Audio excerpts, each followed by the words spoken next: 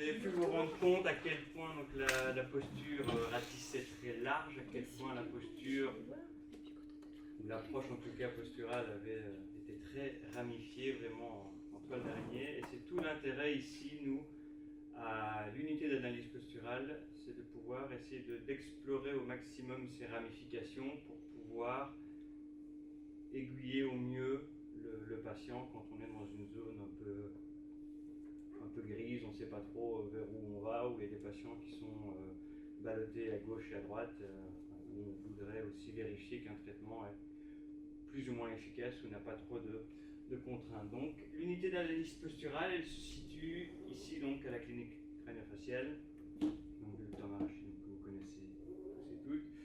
Vous avez vu à quel point donc, la mâchoire et tout ce qui était occlusion avait un lien important avec la posture, donc c'est tout l'intérêt de la situation de cette unité donc, au sein de la clinique crânio-faciale. L'analyse de la posture au sein de l'unité d'analyse posturale, donc on va vraiment faire un bilan de la posture, on va analyser la posture, et j'adore cette phrase, avec toutes ces mauvaises habitudes et dans toutes ces mauvaises positions. On va chercher le petit caillou dans la chaussure, on va chercher le dernier petit clic de frein à main qui n'est pas bien lâché au niveau de la voiture et qui fait que ça ne marche pas bien. Voilà, on va aller chercher ce petit détail là qui va vous permettre de trouver les causes d'un problème qui va ralentir votre traitement ou qui va perturber un traitement ou qui pourrait être complémentaire pour augmenter l'efficacité de votre traitement. Tout ça donc pour mettre en place, donc je disais, un traitement qui est global. Et on a parlé de traitement tout à l'heure pluridisciplinaire. Alors j'ai un souci moi avec le mot pluridisciplinaire et je préfère le mot interdisciplinaire. Le pluridisciplinaire pour moi c'est le patient qui va aller chez l'un, qui va revenir chez l'autre, qui va revenir chez l'autre, qui va revenir. L'interdisciplinaire pour moi, les trois intervenants ils causent entre eux. Et c'est souvent je trouve ce qui manque lorsque je dis à un patient, je dis, voilà, j'ai un problème avec les yeux mais j'ai un problème aussi avec les pieds. Mais l'orthoptiste et le podologue ne communiquent pas entre eux et je trouve ça tellement dommage parce qu'on se retrouve à avoir des traitements, ça marche bien en haut mais ça crée des problèmes en bas ou ça marche bien en bas mais ça crée des problèmes en haut.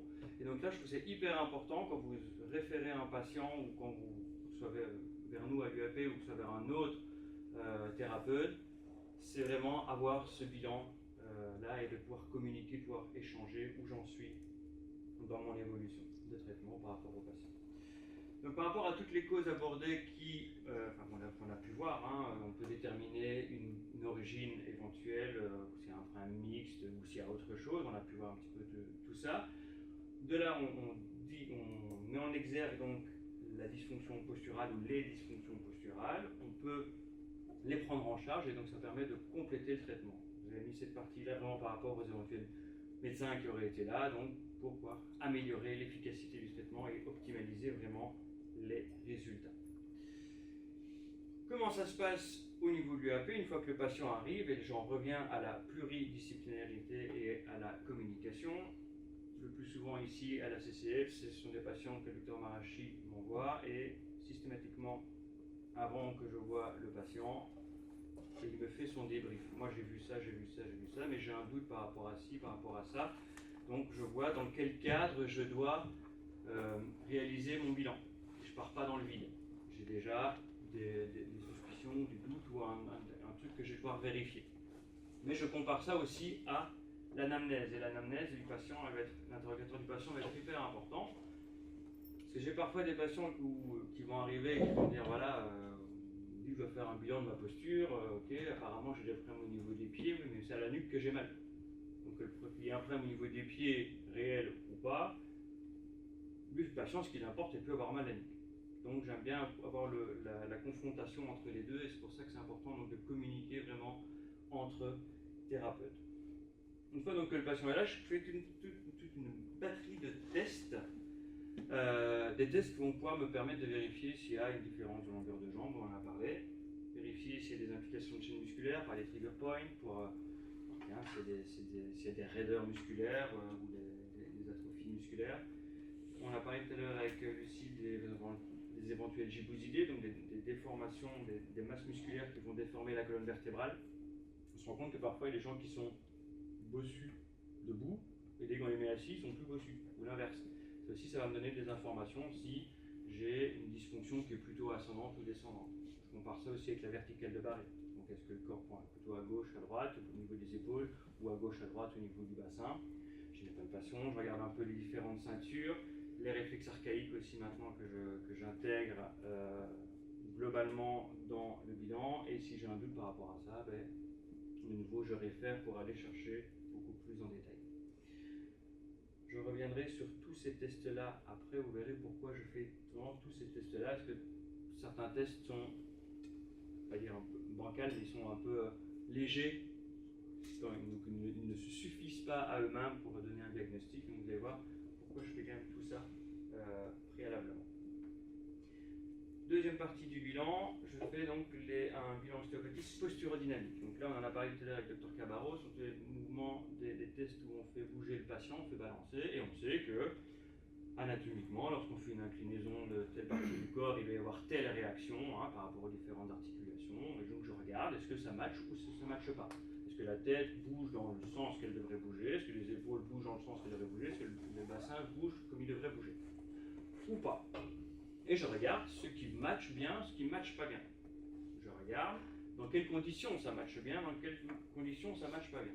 Et à partir de là, je coche. Et après, j'ai différentes grilles de lecture qui me disent, ben voilà, quand j'ai ça, ça, ça et ça qui fonctionne bien, ben je suis plutôt là-dessus. Quand j'ai ça, ça, mais un autre qui ne va pas, ben je suis plutôt sur autre chose.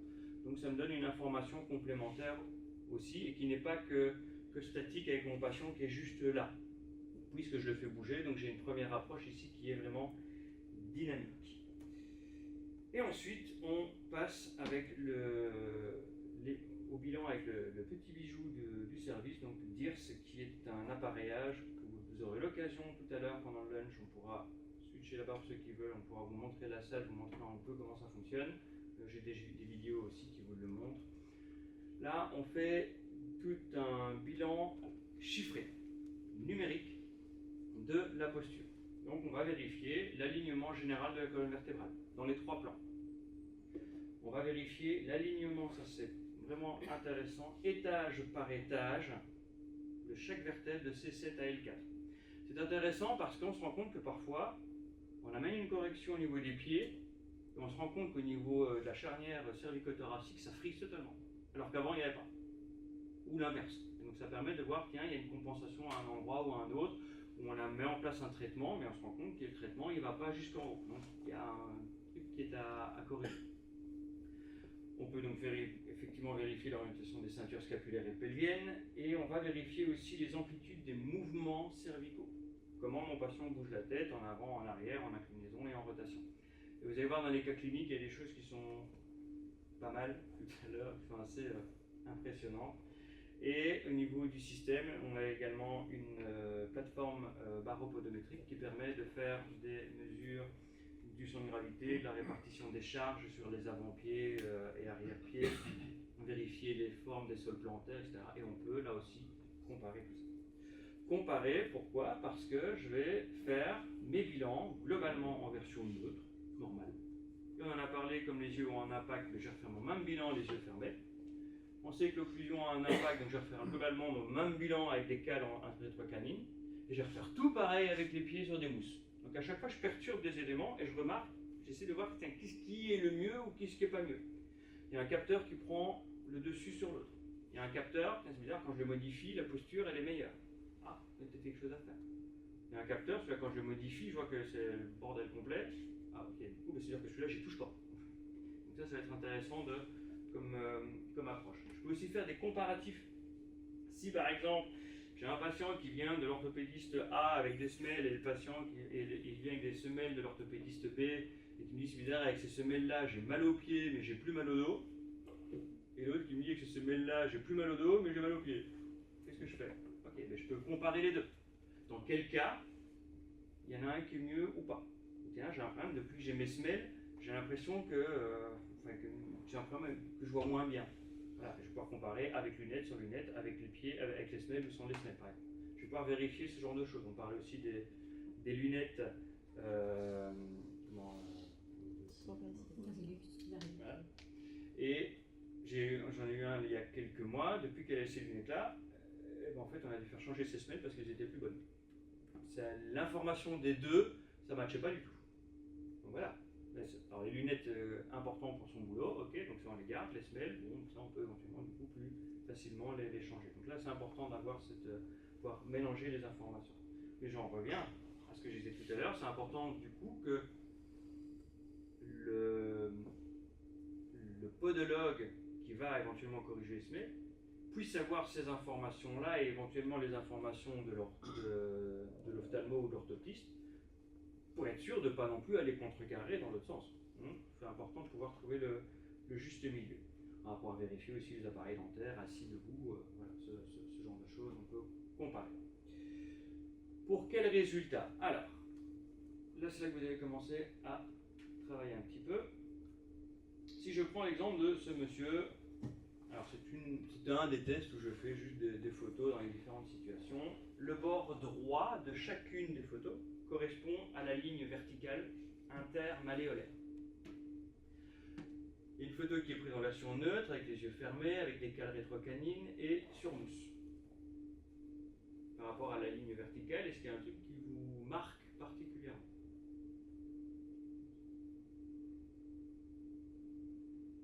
Le mieux est avec la mousse. Il y a une scoliose qui est assez nette avec une translation gauche. Ben, il est globalement toujours un peu à gauche. Là, ça bouge. Toujours globalement un peu à gauche. Il est toujours assez excentré. Et dès qu'on le met sur mousse, c'est moins. Ce qu'on constate aussi, par contre, avec les yeux fermés, c'est pire.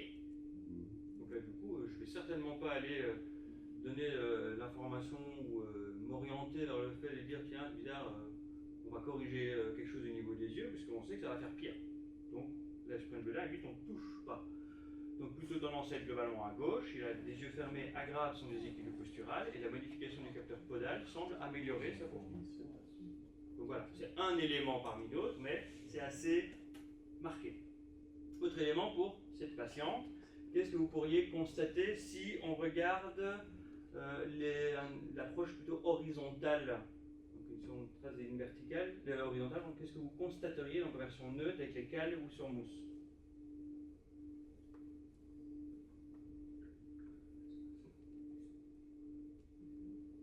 Regardez au niveau de la tête. Médical, automatiquement, ça réactive son système d'autograndissement, elle se redresse automatiquement. Par contre, si on met des capteurs, enfin si je mets des repères plutôt verticaux, on se rend compte qu'avec les cales, elle part en avant, et que sur mousse, elle part en arrière. Alors je ne tire aucune conclusion de ça, je ne sais pas ce qui est en soi le mieux ou pas mieux, mais je me dis tiens, il y a des réactions dans les deux cas, dans un sens ou dans l'autre, et je vais pouvoir après comparer avec les autres tests. En l'occurrence, ah oui, j'y viendrai après. Les autres tests, je fais l'utilisation de DIRS. Ça va jusque-là? DIRS, c'est cet appareil qui est là. Donc vous avez une colonne principale noire et blanche donc, qui projette derrière, donc il y a la patiente qui est là, qui projette des lignes horizontales, qui projette tout un faisceau infrarouge sur le patient, et il y a des caméras qui reprennent la réflexion de cette lumière sur le corps du patient. Et ça, Wim vous en parlera tout à l'heure en détail. Vous aurez les 350 millions d'études qui ont été faites à ce sujet-là, qu'il pourra vous donner pour vous expliquer. C'est scientifique, c'est chiffré, c'est reproductible. C'est-à-dire que je peux vraiment avoir des informations hyper précises. Je sais que j'ai un déséquilibre postural visuel, donc crânio-cervical, oculomoteur et crânio-cervical manducateur. En même temps, j'ai les deux. Et je vois qu'au niveau des chiffres que l'appareillage va me donner, j'ai des plus grosses différences, par exemple avec le manducateur, qu'avec l'oculaire.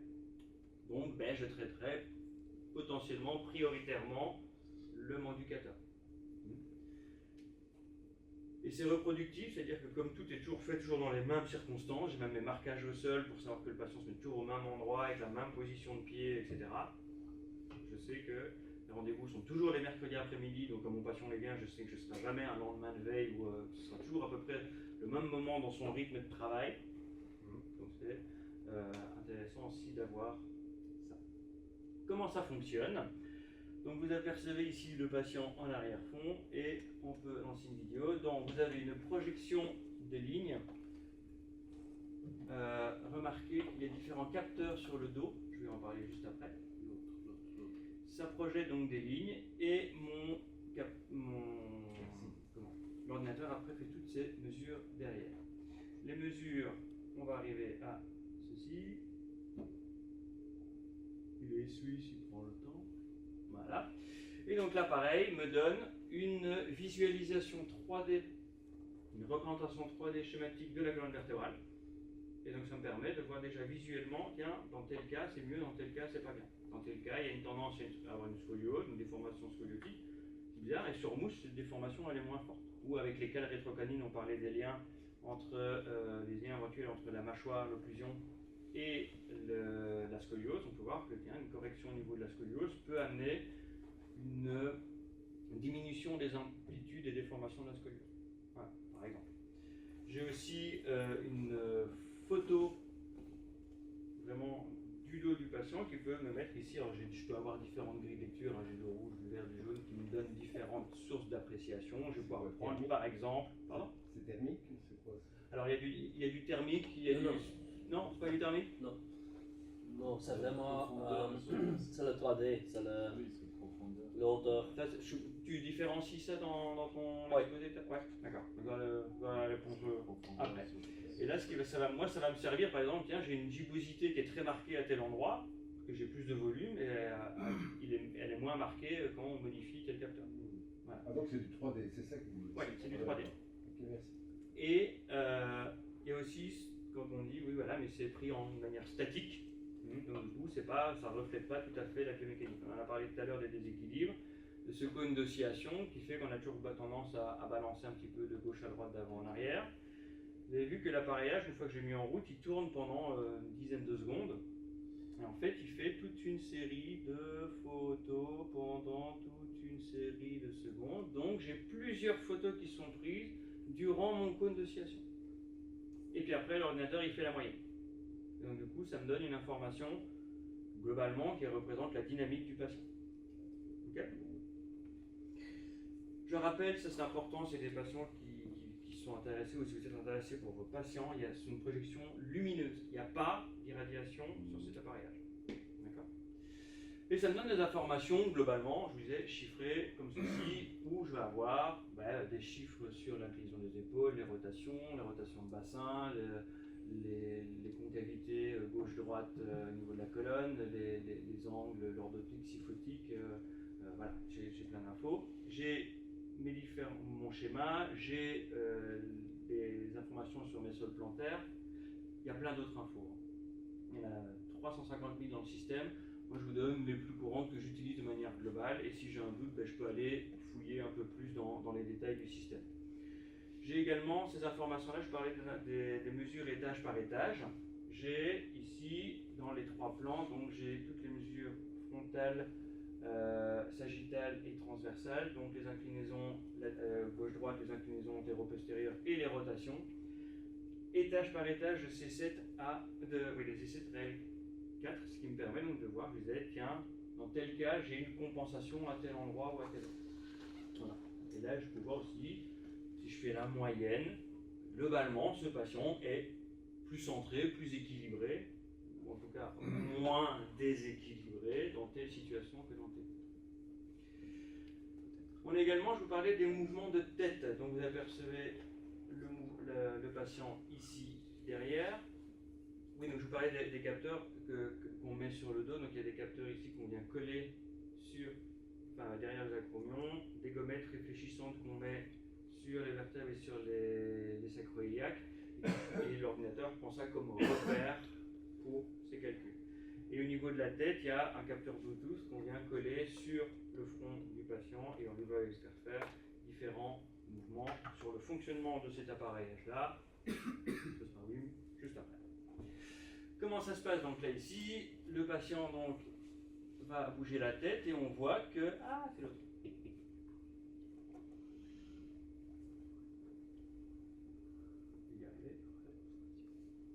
Voilà. Le patient bouge la tête et on voit que l'ordinateur capte le le mouvement vers l'avant et vers l'arrière. L'instruction, c'est de faire toujours un mouvement identique à chaque fois, sans bouger les épaules, et je peux comparer. Il va faire pareil vers l'arrière. Je ne vais pas vous passer toutes les vidéos, je vous montre juste la deuxième, ça vous pouvez voir un peu après. Il y a l'inclinaison également qui va être vérifiée, et la rotation. Donc là ici sur l'inclinaison, même principe. Et ainsi de suite, donc jusqu'à la rotation. Quelle information ça me donne tout ça? J'ai des chiffres d'amplitude de mouvement maximum dans un sens ou dans un autre. Le vert, le rouge, je vous en parle juste après. Vous voyez les informations que je recueille. Au final, une fois que j'ai fait tout ça, j'ai fait mes 25 tests, et je vois que tiens, tel test ça fonctionne, tel test ça fonctionne pas, tel test il est bon, tel test il est pas bon. Puis après, du coup, je recoupe. Un test ne se suffit pas à lui-même. Je peux me rendre compte que il y a, dans telle situation, il y a quand même beaucoup de choses qui sont améliorées. Dans telle autre, je n'ai pas d'amélioration, voire j'ai des aggravations. Donc je sais plutôt dans quel cas je vais devoir aller travailler, ou en tout cas réorienter mon patient, et dans quelle sphère, dans quelle partie du corps je ne vais pas toucher. Donc ça me permet vraiment de pouvoir cibler. Je peux plutôt dire par élimination.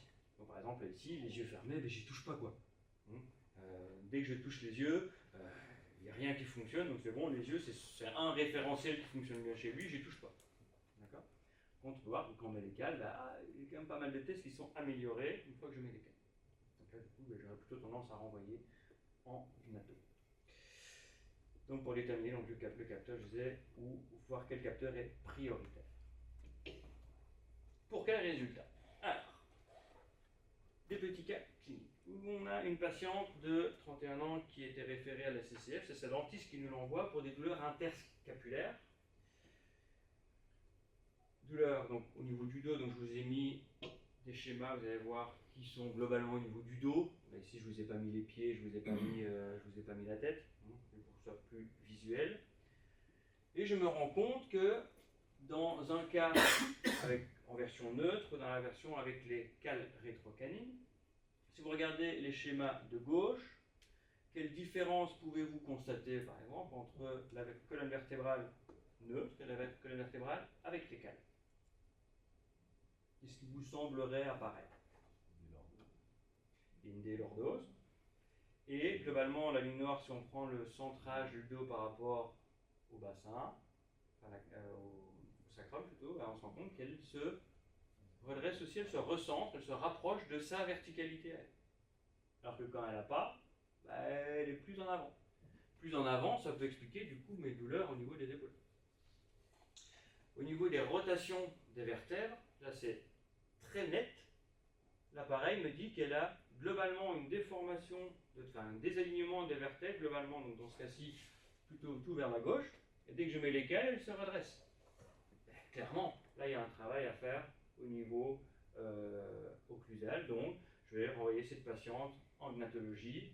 En l'occurrence ici, il y avait d'autres soucis, je ne sais plus lesquels, j'ai recommandé aussi de la kiné en chine musculaire parce qu'il y avait pas mal de tension aussi au niveau des jambes, je ne sais plus quoi de mémoire, mais voilà. Autre cas, une jeune femme ici de 37 ans, c'est sa généraliste qui l'envoie vers la clinique crânio-faciale pour des douleurs dorsales hautes et des céphalées fréquentes depuis 5 ans. Je n'ai pas d'information qui justifierait le fait que depuis 5 ans, il y a des céphalées. Voilà, il y a un peu de traumatisme particulier, de chute, d'événements, X, Y.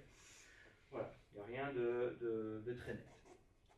Puisque c'est tout au niveau de la tête, ici je vous montre l'exemple résultat par rapport à la tête. En vert, vous avez les amplitudes de mouvement en version neutre, debout, juste là. Et puis je mets ma patiente sur mousse et je refais les mêmes mouvements. J'ai de mémoire, enfin je regarde, j'ai 14% ou 13% d'amplitude en plus à l'arrière, 13% en plus à l'avant, en gauche-droite j'en ai également, et en rotation je perds 1 et 2 degrés. Voilà. C'est minime, donc je ne sais même pas si on peut, si c'est hyper probant, donc admettons celui-là, comme il n'y a pas de grosse différence, on n'en tient pas compte. Mais là ici c'est assez net en tout cas. Que le fait qu'elle soit sur ses pieds de manière tout à fait neutre, simple, normale, lui occasionne des raideurs musculaires jusqu'au niveau de la nuque et des épaules qui l'empêchent ou qui lui créent des douleurs au niveau cervical et qui la limite probablement dans sa mobilité. Et qui la limite en fait certainement dans sa mobilité. On le voit ici. Donc, ici c'est podologue et il y avait d'autres soucis qui me renvoyaient vers un traitement ostéo en complément. Par ailleurs, j'ai revu cette patiente au cabinet il y a quelques mois, ou quelques semaines même. Donc, elle était à des pics migraineux 1 à 2 fois par semaine. Vraiment où ça tapait bien. En 3 mois, post-semelle, 1 à 2 pics par mois. Ça change la vie. Ça change la vie. Donc à partir de là, elle continue après à voir avec son neuro ce qu'on peut faire pour ça. Mais clairement, le travail du neuro avec ça, il ne pouvait pas être efficace. Hein. Il ne pouvait pas traiter les migraines comme ça s'il y avait un tel. Là maintenant, le neuro, il va pouvoir avoir un impact réel parce qu'on a réussi à débroussailler un peu le terrain avant. Dernier cas clinique ici, une jeune fille de 16 ans. Et alors je vous parlais tout à l'heure que c'était important de faire l'anamnèse. Cette maman me dit, oui, j'aimerais bien avoir un contrôle de ma fille parce qu'elle ne se tient pas droite. La maman, ma fille ne se tient pas droite. La fille, j'ai mal au genou. J'ai trouvé ça, c'est pas la même chose. Oui, j'ai parfois mal au dos aussi de manière aléatoire. Ok. Tu as un appareil dentaire depuis quand? Depuis 1 an. Pourquoi? Pour réaligner. Orthodontie ou... Non, elle avait un Invisalign. Alors c'est son ortho. Alors c'est une jeune fille en plus qui revenait de manière épisodique ici parce qu'elle étudie aux États-Unis. Son père vit là-bas, donc en fait elle a tout son traitement dentaire là-bas. Donc voilà.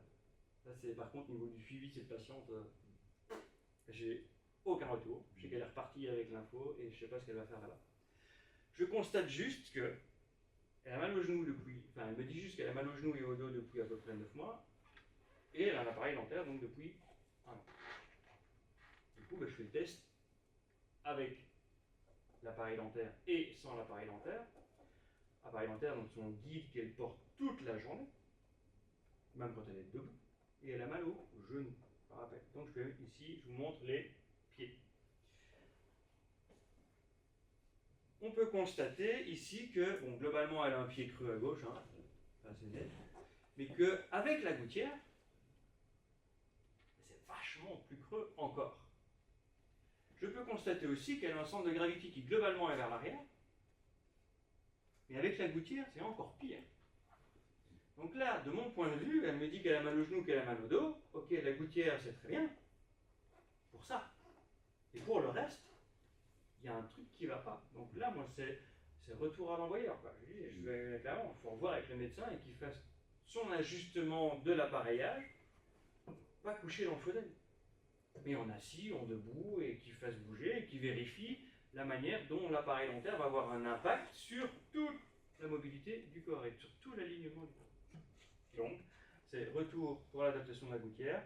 Et globalement, ici, comme j'ai quand même un pied qui est quand même pas mal crevé en général, j'avais demandé un avis chez le podologue pour voir est-ce qu'il y a lieu de, en tout cas, peut-être le temps que la croissance se termine, d'avoir un petit soutien. Voilà, ça c'est lui qui voit la nécessité dans le détail, c'est son job, c'est pas le mien.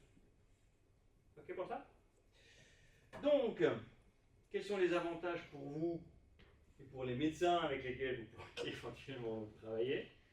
C'est de pouvoir vérifier l'efficacité de votre traitement. Mettez en place un traitement. J'ai une patiente en ostéo, comme il y en a quelqu'un là, ou en podo. J'ai mis en place un traitement. Est-ce que globalement il est efficace sur la durée? On peut faire un test à 1 mois, à 3 mois, à 6 mois. Et on compare. Ça fonctionne bien, mais dès qu'on le retire, ça ne fonctionne pas. Ou après 6 mois, elle a toujours besoin d'autant de ses semelles et les semelles n'apportent pas une réponse durable. Bon, alors soit elle garde ses semelles à vie, soit on apporte un traitement en kiné en chaîne musculaire, en RPG ou quoi, pour pouvoir aller reparamétrer le système neuro pour restimuler un petit peu, où on change les semelles pour avoir des semelles plutôt posturales. Est-ce que par rapport aux enfants d'accord de nos ados, disons pré-ados, est-ce que c'est nécessaire de s'investir investir autant dans toutes ces analyses s'ils sont en pleine poussée? Où est-ce qu'on attend? Il y a le truc, il ne faut pas que ça foire avant la fin de la poussée, et en même temps... Alors techniquement, à partir de 7 ans, on a dit, Oui, on est prêt. ceux qu'on n'a pas.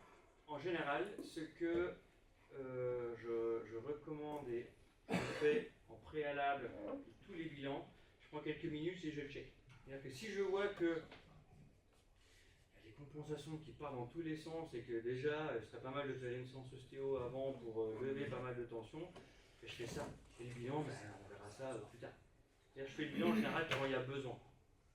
Ça m'est arrivé une fois où il y a un patient qui dit je vais faire une séance d'ostéo là parce qu'il y a des blocages dans tous les sens et j'avais passé 30 minutes à tout débloquer. Et donc, du coup, après, je ne peux pas faire un bilan objectif derrière. Donc voilà. Donc, en général, j'essaie de recommander, s'il y a moyen, d'avoir une séance d'ostéo pour lever tout ce qui est tension et que je puisse avoir le travail le terrain le plus propre possible ou le plus organisé possible